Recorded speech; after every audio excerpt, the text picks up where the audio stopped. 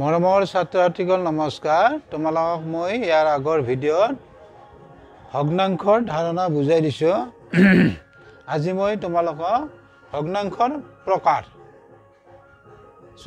বুজাই দিম। প্ৰথমে সদৃশ ভগ্নাংশ, ইংৰাজীত আমি কম লাইক ফ্ৰেকশন। সংজ্ঞাটো যিবোৰ ভগ্নাংশৰ হৰবোৰ একে সিহঁতক সদৃশ ভগ্নাংশ বোলে। যেনে 11/4, 11/5, 11/7, 11/10। ইয়াতে তোমালোক মই লব আৰু হৰ ইয়াৰ আগৰ ভিডিঅ'ত বুজাই দিছো।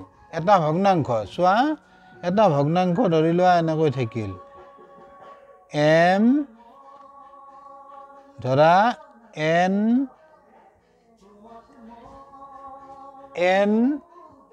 ভাগৰ m।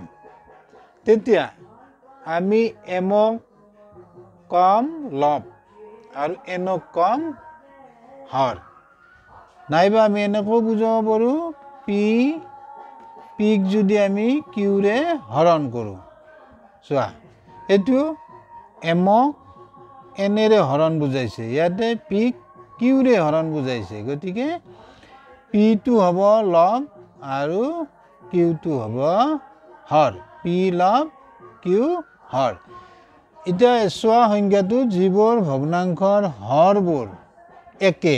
এতিয়া হৰবোৰ এই তলত থকা সংখ্যাক আমি হৰ বুলি কম। যেনে এইটো 11/4, ইয়াতে 11 আছে, 11/5, ইয়াতে 11।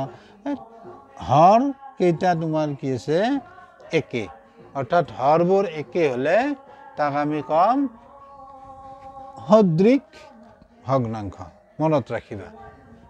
তাৰপিছত অসদৃশ ভগ্নাংশ, আনলাইক ফ্ৰেকশন। যিবোৰ ভগ্নাংশৰ হৰবোৰ বেলেগ বেলেগ সেইবোৰক অসদৃশ ভগ্নাংশ বোলে। অসদৃশ ভগ্নাংশ বোলে। এবাৰ যিবোৰ ভগ্নাংশৰ হৰবোৰ বেলেগ বেলেগ, ইয়াতে 7/2, 8/3, তাৰপিছত 6/5, 11/6। ইয়াতে হৰ 7, ইয়াতে 8, ইয়াতে 6, ইয়াতে আছে 11। প্ৰতিটো ভগ্নাংশতে হৰবিলাক কি আছে বেলেগ বেলেগ। আৰু সদৃশ ভগ্নাংশত প্ৰতিটো ভগ্নাংশতে আমাৰ হৰবিলাক কি আছে একে, 11, 11, 11, 11। বুজিছ? গতিকে যিবোৰ ভগ্নাংশৰ হৰবোৰ একে হয় তেতিয়া সেইবিলাকক আমি কম সদৃশ ভগ্নাংশ।